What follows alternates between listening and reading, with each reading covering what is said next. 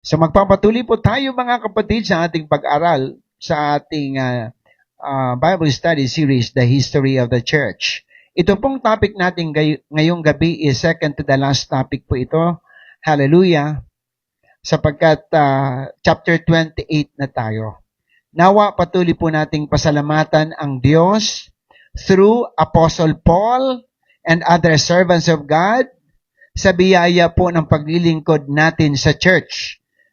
Siguro sa lahat pong laging nanonood at sumubaybay ng ating pong pag-aaral na ito, nakita nyo naman kung gaano nagsakripisyo po ang mga lingkod ng ating Panginoon, specifically si Apostle Paul, para po ang mga Gentiles ay maabot din ng biyaya ng kaligtasan. So for tonight's Bible study, nais ko pong dalhin sa inyo ang ating pong pag-aaralan, Paul from Malta to Rome.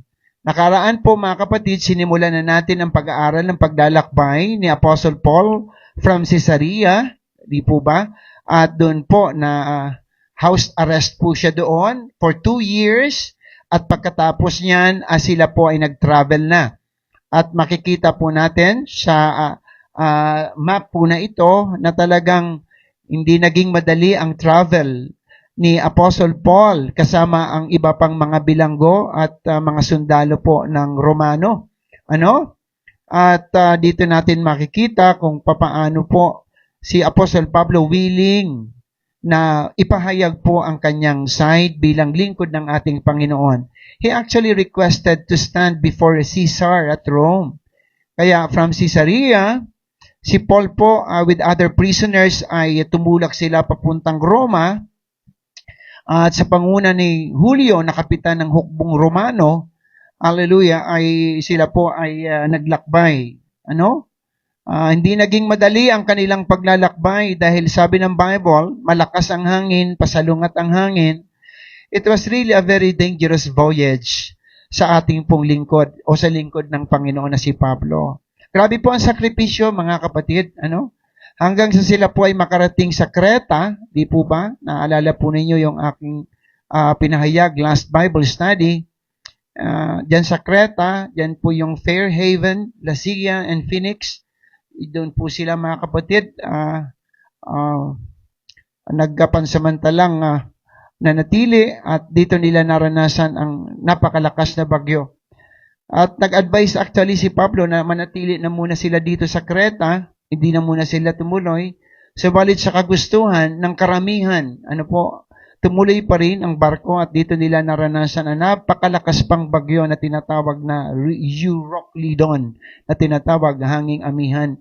At naranasan nila ang pagkawasak ng kanilang bagyo nung sila po ay tumulak na, mga kapatid. Chapter 27 verse 42, binalak na mga kawal pa na patayin ang mga bilanggo upang walang makalangoy at makatakas.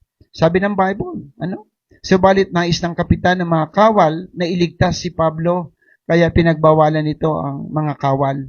Grabe po din sa kabila ng ganitong sakripisyo ni Paul, grabe rin po yung providence ng Panginoon, yung guidance ng Panginoon sa kanyang lingkod.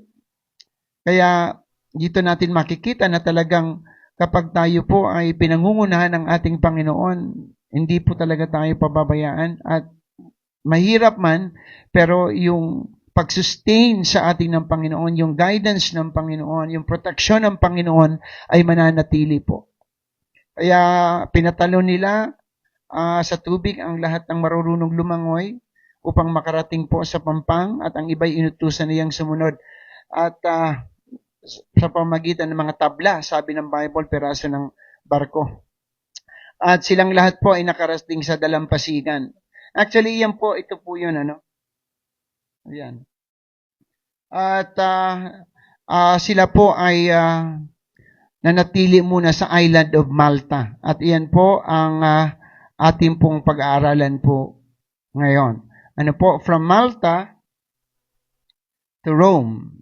Yan, praise God, sapagkat sabi ng Bible, lahat po sila is 276 souls na nakaligtas sa tiyak na kamatayan as promised by God to Paul. Sabi ng Panginoon, mawawasak ang barko pero walang mamamatay sa inyo rito. Napakabuti po ng Diyos. Grabe yung pangako ng Panginoon. Talagang ipinapakita lang ng Diyos sa mga bilanggo doon na itong kasama nila ay lingkod ito ng Diyos. Hallelujah! Na hindi ito pababayaan ng ating Panginoon. Glory to God. Hallelujah!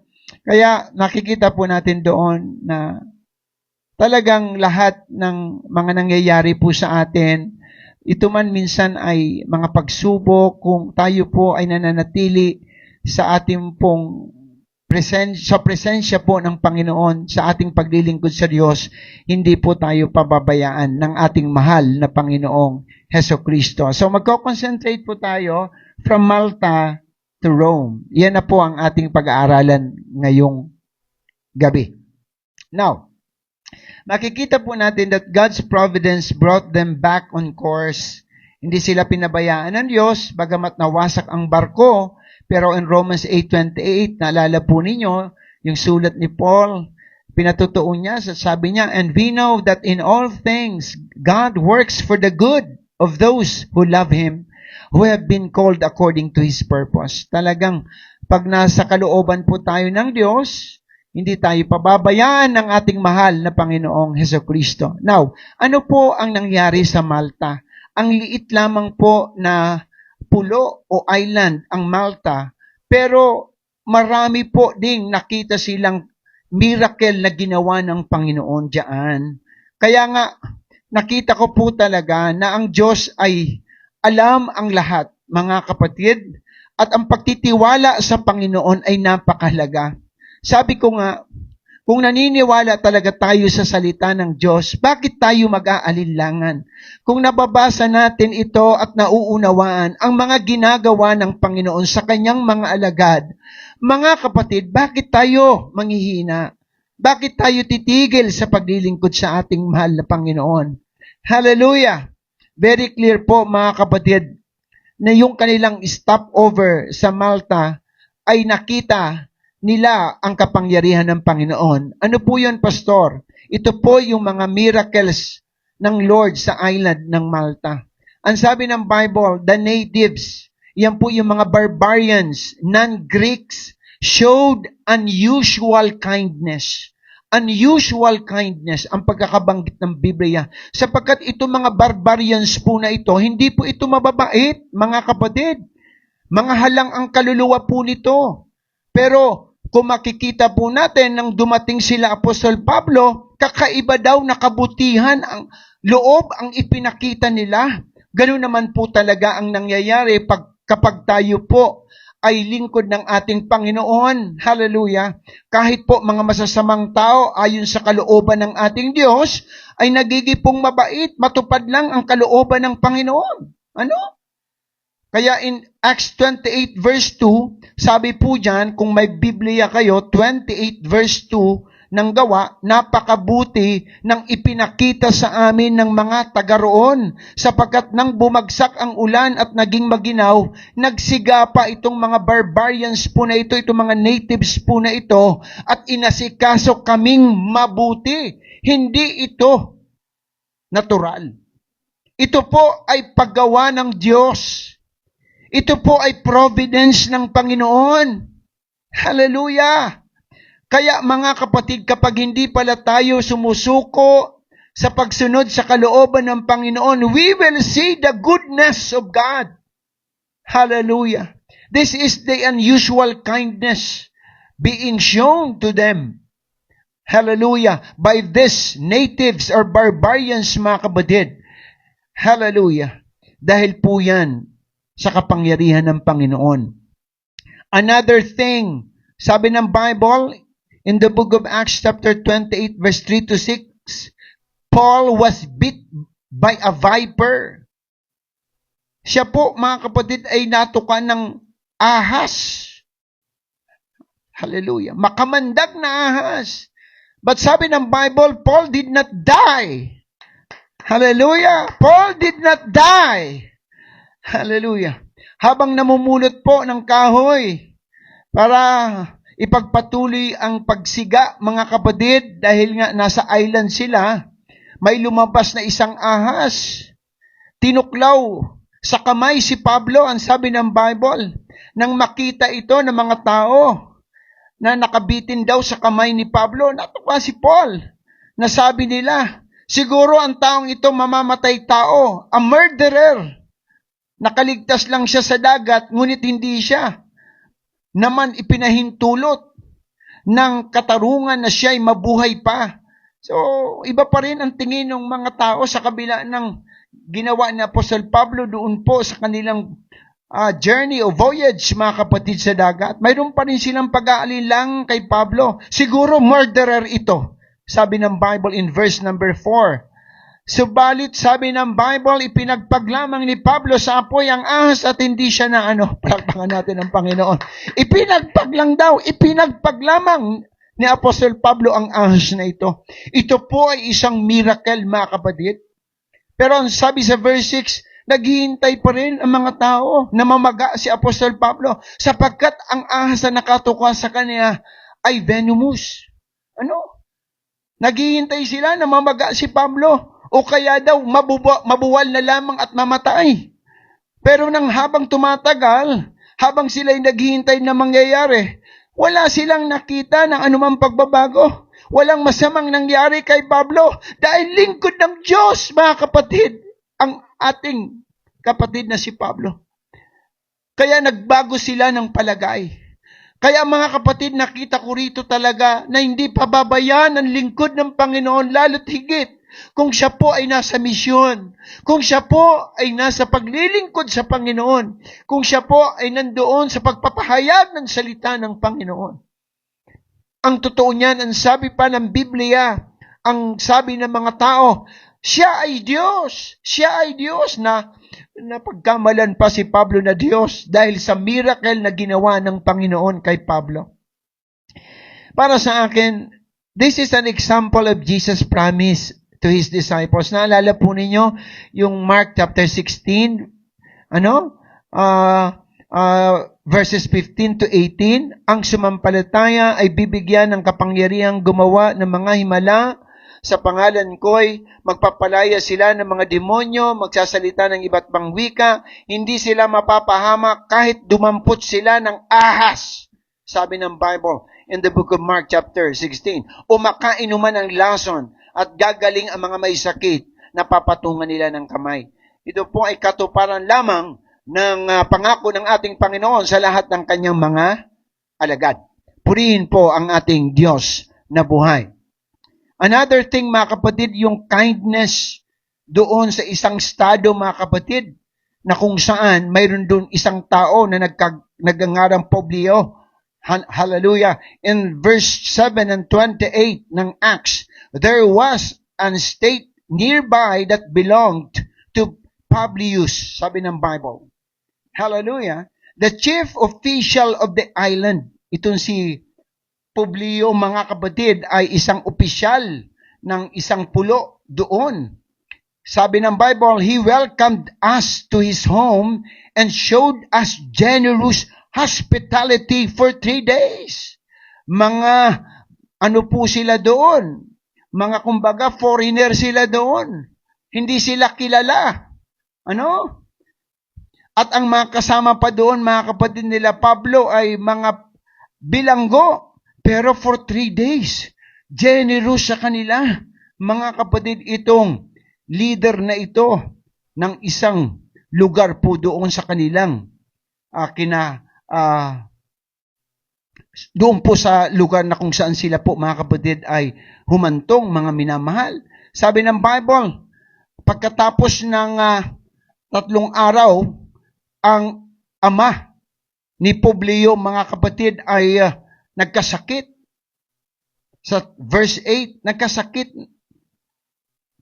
ng fever and dysentery. Sabi po dyan, ang Bible, mga kapatid, nagsabi na ng panalangin ni Apostol Pablo, na manalangin si Apostol Pablo, gumaling ang ama na ito ni Publio, mga kapatid, sa kanyang sa paggaling ng kanyang ama, mas lalo mga kapatid na pabilib sila sa pagkatao ni Apostol Pablo bilang lingkod ng ating mahal na Panginoong Hesukristo. And this led to many others on the island, mga kapatid, of being healed. Sapagkat marami pang pumunta na mayroong sakit at karamdaman at napagaling din dahil nga po kay Apostol Pablo. Kaya grabe po yung honor na tinanggap ni Paul doon sa lugar na yon. At grabe yung provisions ng Panginoon kila Pablo sa lugar na yon.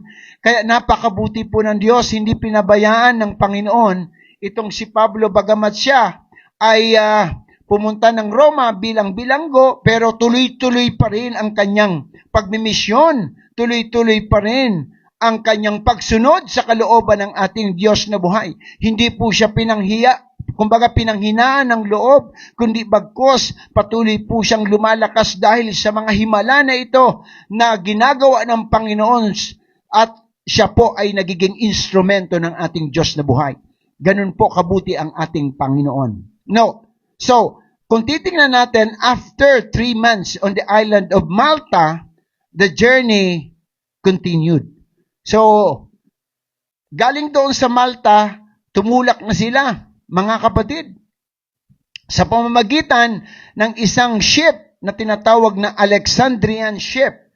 Sila'y naglayag patungong Siracusa, where they stayed 3 days, mga kapatid. Sabi sa 28, verse 11, after 3 months, we sailed in an Alexandrian ship whose figurehead was the twin brothers which had wintered at the island. So nagpalipas din po ito, mga kapatid, ng taglamig doon sa island ng Malta.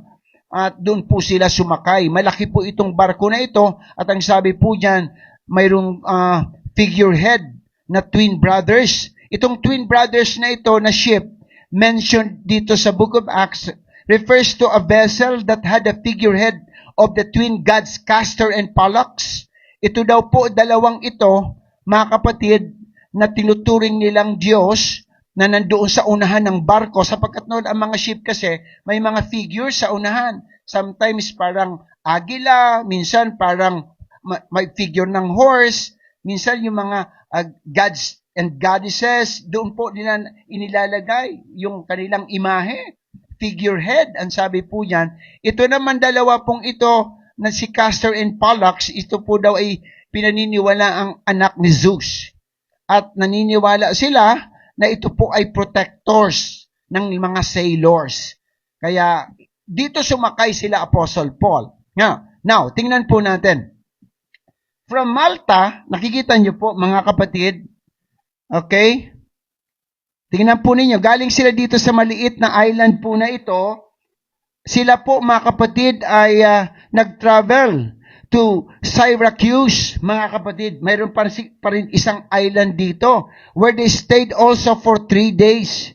28 verse 12. Then, sila po ay nag-travel ulit to Rhegium. Ang Rhegium po, mga kapatid, ay part na po yan. Hallelujah. Dito po sa lugar ng Rome, ang nasa kalupaan na po yan ng Rome, ang Rhegium. At ang sabi ng Bible, ito ay nasa southern part na ng Italy. And then the next day, sila po ay pumunta na ng Puteoli. Acts 28 verse 13. Dito po sa Puteoli, they found brethren. Mayroon na pong mga kapatiran po sila dito who invited them to stay 7 days. Ito na sinasabi ko na mayroon ng mga kapatiran sa lugar na ito. Ito ay bunga nga, itong church dito, doon po sa ating pinag-aralan na sa Acts chapter 2 during the day of Pentecost na iba't ibang mga tao ang pumunta sa Jerusalem at doon po nagkaroon ng outpouring ng Spirit, nagkaroon ng baptism of the Holy Spirit at pagbalik nila sa kanilang mga lugar, doon po nagpasimula, hallelujah, ang church. Kaya dito, meron na raw na mga brethren dito na nag-invite sa kanila for 7 days. So when brethren from Rome heard they were coming, they came to meet them in 3 taverns. Ang taverns po, ibig sabihin, isa rin pong lugar yan na tinutuluyan po ng mga bisita na galing po sa iba't ibang lugar. Sa ibang translation, inns. Parang inn, parang hotel, mga kapatid. So, when Paul saw them, he thanked God and took courage. Kaya kung makikita natin, grabe po yung parang encouragement din na na-receive ni Paul. Galing sila sa paglalakbay sa sobrang hirap sa dagat, pero pag tungtung nila o pagdating nila sa arrival nila sa Rome, ay talagang grabe po din ang pagtanggap kay Apostle Pablo ng mga kapatiran po doon. Glory to Jesus. Finally, Paul arrived at Rome, 28 verse 16 po yan ng Acts, and he was immediately placed under house arrest. Dahil mayroon po siyang mission dito na humarap sa emperador. Kaya naka-house arrest siya. Now, kahit naka-house arrest si Paul, but he was not idle. He was not idle during this time. Kung makikita natin, busy pa rin si Pablo. He met with the Jewish leaders in Rome. He received many visitors. And he likely composed several epistles. Dito niya po isinulat ang Ephesians, Colossians, Philippians, 1 and 2 Timothy, and Titus. Ganun po mga kapatid, sipag si Pablo. Grabe po mga kapatid ang ginawa ni Apostol Pablo pag pinag-usapan po natin ang Ebanghelyo. Kahit siya po ay nandoon para litisin, hindi po walang kabuluhan ang kanyang mga araw. Na kahit po siya mga kapatid naka-house arrest, marami pa rin po siyang ginagawa. So let's talk about Paul's meetings and circumstances in Rome. Ano po ang mga nangyari po dito? Ayon sa Book of Acts chapter 28. So, una, makaraan ang 3 araw, inanyayahan ni Pablo sa isang pulong ang mga pangunahing Hudyo sa lungsod. At sa kanyang mensahe doon po sa mga Jewish leaders, ito po ang sinabi niya. Tingnan po ninyo. Acts 28:17-20. Paul said to them, "My brothers, although I have done nothing against our people or against the customs of our ancestors, I was arrested in Jerusalem and handed over to the Romans." Pinapatutuo niya, sinasabi niya, doon po sa mga leaders ng mga Hudyo doon sa Roma, ang kanyang naging kalagayan kung bakit po siya inaresto. They examined me and wanted to release me because I was not guilty of any crime deserving death. Sinasabi niya rin sa mga Hudyo doon, in-examine ako. Ang totoo niyan, gusto na akong palayain. Because wala silang nakitang kasalanan ko. Wala silang nakita. But the Jews objected, sabi sa verse 19. So I was compelled to make an appeal to Caesar. I certainly did not intend to bring any charge against my own people. Dahil sa mga kasamahan niya mga Hudyo na hindi naniniwala pa rin sa kanya kahit siya po ay parang pinawalang sala na ayon sa paglilitis noon nila Felix, Festus, and even King Agrippa, hindi pa rin naniniwala ang mga Hudyo. Nakakalungkot mga kapatid na mga Hudyo pa ang parang umaakusa sa kanya at gusto pa siya talagang ikulong at patayin. Grabe mga kapatid ang karanasan na ito. Kaya no doubt kung bakit mga minamahal minsan ang nagigirin mga problema natin, hindi lang yung nasa labas, kundi mga nasa loob. Pero minsan mga kapatid, hindi dapat tayo panghinaan ng loob. Dahil mga pagsubok lamang po yan sa ating paglilingkod sa Diyos upang makita ng Panginoon kung saan talaga tayo nagtitiwala. Basically, mga kapatid, sa Diyos talaga tayo dapat naglilingkod, hindi naman talaga sa tao. Ang gusto lang ni Apostle Pablo talagang ipakita sa mga Hudyo na talagang kung gusto nyo, haharapin ko pa ang emperador para lang patunayan ko sa inyo na wala akong nilabag na kasalanan. Ibang-iba po talaga ang isang taong nasa katotohanan. Kahit sino ay pwedeng harapin. Hindi katulad mga kapatid ng iniimbestigahan na alam nilang may kasalanan, ayaw, sumipot, takot, duwag mga kapatid. Hallelujah. Pero si Apostle Paul, hindi ganon. Gusto ni Apostle Paul na kahit ang Emperador Nero noon ng Roma, gusto niyang harapin just to prove that he is true and he is telling the truth. Hallelujah. Kaya yung verse 20, Paul said, "For this reason, I have asked to see you and talk with you. It is because of the hope of Israel that I am bound with this chain." Hallelujah. Hindi po nakikita ni Pablo yung bad circumstances na nangyayari sa kanyang buhay. Dahil alam niya, bahagi ng pagkatawag sa kanya ang mga dinaraan ng pagsubok niya sa kanyang buhay. Ito, mga kapatid, ay sinabi niya dahil gusto niyang patunayan na ako'y nakatali na sa Ebanghelyo ni Kristo. Narito man ako sa Roma, pero ipapangaral ko ang kaligtasan ng Panginoong Yesu Kristo. Hallelujah! Sipin niyo, sabihin niya, nakagapos ako sa tanikalang ito. Tanikala ang ginamit ng Apostle Pablo. Chain! Nakagapos ako sa tanikalang ito dahil kay Jesus na siyang pag-asa ng Israel. Iyan ang dahilan, sabi ni Paul, kung bakit hinihiling kong makausap kayo. Salamat na lamang, mga kapatid, at dumalo ang mga Hudyo, ang mga leaders ng Hudyo sa Roma, that time, mga kapatid.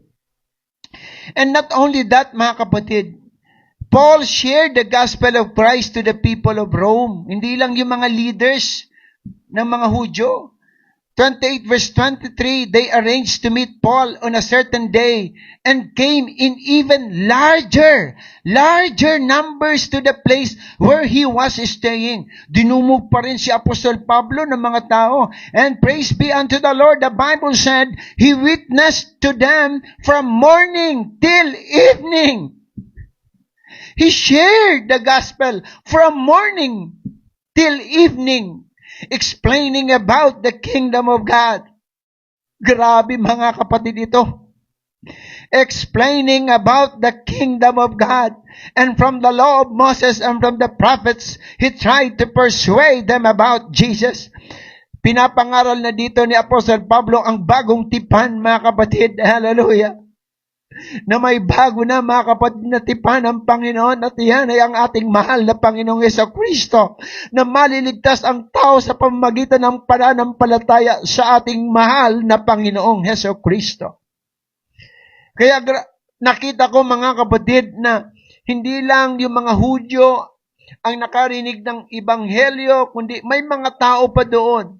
Even yung mga Jews, mga kapatid, na members ng church, nakarinig. Yung mga tao doon, maybe mga minamahal na nakakaalam ng pangangaral ni Apostle Pablo, marahil pumunta pa rin sa lugar na kung saan nandoon si Apostle Pablo. Mga kapatid, sinikap talaga ni Apostle Pablo na hikayatin ang mga tao roon tungkol kay Jesus. Pero mga kapatid, sa pangangaral ng salita ng ating mahal na Panginoon, iba't ibang reaksyon, iba't ibang acceptance, mga kapatid, ang nangyayari. Ano? May naniniwala at hindi naniniwala. Katulad din natin ngayon sa ating pangangaral ng salita ng Diyos. Gusto nating maligtas ang marami, pero hindi lahat, mga kapatid, tumatanggap. Acts 28:24-26, some were convinced by what Paul said, but others would not believe. They disagreed among themselves and began to live after Paul had made his final statement. The Holy Spirit spoke the truth to your ancestors when he said through Isaiah and prophet, "Go to these people and say, you will be ever hearing but never understanding. You will be ever seeing but never perceiving." So, kinukot ni Paul dito yung sulat na Isaiah na tama, na kahit kayo ay itinuturing na bayan ng Diyos, pero hindi kayo makakaunawa kahit kayo'y nakikinig. Hindi kayo makakakita kahit kayo'y mayroong paningin. Grabe, ano? Kaya, kung tutusin, pwedeng si Apostle Pablo panghinaan dito ng loob eh. Pero, hindi. Patuloy pa rin si Apostol Pablo sapagkat nauunawaan ni Apostol Pablo na ito na yung panahon na ang ebanghelyo ng kaligtasan ay hindi lang para sa mga Hudyo, kundi para rin sa mga Hintil, sa atin din mga kapatid. Kaya salamat po sa ating Panginoong Jesucristo sa kanyang habag. Dahil kahit tayo mga kapatid ay hindi kabilang doon sa tinatawag na mga anak ng Panginoon in the Old Testament, the children of God, specifically the Israelites, mga kapatid, tayo rin ay kinahabagan ng ating mahal na Panginoon Jesucristo at itinuring na rin na kanyang mga anak dahil sa ating pananampalataya sa ating mahal na Panginoong Jesucristo. Glory to the living God. Hallelujah, hallelujah. So tingnan po ninyo yung prophetic revelation ni Apostle Paul. Kaya napakabuti po ng Diyos. Thanks be to God through Apostle Paul. Sapagkat siya po talaga ang ginamit ng Panginoon na nagsikap upang ang ebanghelyo ay maipaabot sa mga hentil. 28 ng Gawa, therefore I want you to know that God's salvation has been sent to the Gentiles. Has been sent to the Gentiles. And they will listen. Palakpakan natin ang Panginoon. Thank you, Lord. Hallelujah. They will listen. Kabilang ako doon, mga kapatid. Kabilang ka doon. Kabilang tayong lahat. We listen. Tayo ay nakinig. Hallelujah. At dahil po sa pakikinig natin, narito tayo mga kapatid. May church tayo. Nasa church tayo ngayon ng Panginoong Jesucristo. Dahil po sa pagsusumikap ni Apostol Pablo na ibahagi sa atin ang kaligtasan. Bagamat hindi ito tinanggap ng kanyang tunay na bayan. Pero kahit mga kapatid, tayo'y mga hentil, ginahabagan din. At tayo po'y iniugpong. Hallelujah. Dahil po dyan, mga kapatid, may buhay na walang hanggan tayo ayon sa pangako ng ating Panginoon.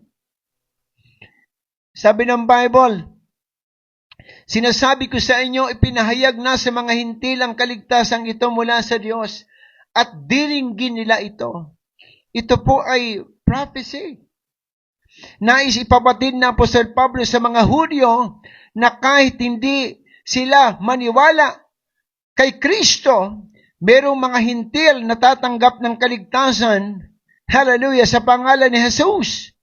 Kaya kahit mahirap na magbahagi ng salita ng Diyos sa ating pamilya, mahirap sa katrabaho, sa ibang mga tao, mga kapatid, patuloy pa rin tayong magbahagi ng kaligtasan o ebanghelyo ng kaligtasan dahil meron pa ring makikinig. Merong tatanggap ng salita ng Panginoon. Ang gusto lang ng Diyos, huwag tayong maghinawa. Huwag tayong tumigil. Church, let us continue to do the will of the Lord. To love the Lord our God is the heartbeat of our mission. Sabi ng awitin, mga kapatid. Kaya magpatuloy po tayo sa paglilingkod sa ating Diyos na buhay. Sa akin pong pagtatapos, nais kong basahin ang dalawang huling bersikulo ng aklat ng mga gawa. Acts 28:30-31. For 2 whole years, Paul stayed there in his own rented house and welcomed all who came to see him. For 2 years. Tingnan po ninyo. From Caesarea, di po ba? He was also arrested there. Naka-house arrest din po siya for 2 years. Naglakbay po sila din sa barko. Months din po ang binilang po noon. At pagdating nila sa ni Paul sa Roma, 2 years din. Pero ang lahat po ng mga taon na yun na lumipas ay nagipong makabuluhan. Minsan sa paglilingkod natin sa Diyos, kinakailangan lamang po talaga ang atin pong tiyaga at paghihintay. Sapagkat kahit po parang mahaba po ang takbuhin ng isang mananampalataya, pero mayroon po tayong finish line. Hallelujah! Mayroon pong reward na naghihintay po sa atin. Verse 31, He proclaimed the kingdom of God and taught about the Lord Jesus Christ. You see, for 2 years, Paul did not stop sharing the word of God. Anong sabi ng Bible? With all boldness and without hindrance. Nakaka-bless po mga kapatid, itong ating kapatid si Apostle Pablo. 2 taon. Bagamat naka-house arrest po siya, siya'y buong tapang na nangaral tungkol sa kaharian ng Diyos. Sa pamamagitan po ng ating mahal na Panginoong Hesukristo. Kaya sa lahat po ng mga Kristiyano, sa lahat po ng members ng CCFM, magpasalamat po tayo sa Diyos. Dahil tayo po ay bunga ng pagpapagal ng mga kapatid natin noon na lingkod ng Diyos, lalo tigit si Apostol Pablo. Para po makatanggap din tayo ng biyaya ng kaligtasan, para magbago ang ating buhay, para magkaroon tayo ng pag-asa. Dito sa mundo, mga kapatid, kung titingnan po natin, yung gobyerno natin, mga kapatid, sometimes pag pinapanood ko ang mga balita, para nakakapanghina. Pero dahil kay Kristo, mayroon po tayong pag-asa. Woo! Hallelujah! Palapakan natin ang Panginoon. Hallelujah! Glory to the living God. And in my conclusion, the story of Paul's journey encourages the church to never lose faith, but to trust in God's full power in the stormy sea of life, on our way to our destination, the everlasting life. With that, to God be the highest glory. Mga kapatid, sa huling topic po natin, atin po mga kapatid, pag-aaralan ang lessons ng aklat ng mga gawa. The lessons of the book of Acts na atin pong pinag-aralan tungkol po sa iglesia. Kaya nawa ay patuloy po tayong manood at sumuporta sa gawain ng Panginoon. Tumayo po tayong lahat. At tayo po ay manalangin. Dakilang Diyos, nagpapasalamat po kami sa natapos na pagpapahayag ng iyong mga salita. Pagpalain mo, O Diyos, sa iyong mga salitang nahayag, nawa ito ay magsilbi, Panginoon, nakaragdagang kaalaman ng mga kapatiran upang kami patuloy na makapaglingkod, Panginoon, sa iyo, O God, ng may karunungan. Salamat, O God, sa biyaya, Panginoon, ng paglilingkod. Salamat din sa aming pamilya, sa lahat ng mga kapatiran, at sa lahat, Panginoon, ng mga workers ng iglesia. Nawa magpatuloy po kami, Panginoon. Dinadalangin rin namin, O Diyos, ang aming bansa. Huwag mo rin pabayaan, Panginoon. Habagan mo rin ang bansang Pilipinas. Lord, we pray also, Lord, for the success of Batangas Church Anniversary this coming Sunday. Salamat sa tagumpay at pagsundo mo ng lahat ng pangangailangan ng aming mga kapatiran sa panguna ng aming Pastora Daisy. Pag-ingat din, Lord, sa lahat na magbabiyahe, Panginoon, especially sa mga workers, O God, at ibang mga kapatid from Bicol, Panginoon. Bukas sa kanilang pagbiyahe, ingatan mo po sila, Panginoon. Lord, thank you, Lord, for the success of our NOY-F, Panginoon. Ang aming National Online Youth Fellowship na gaganapin, Panginoon, on October 27.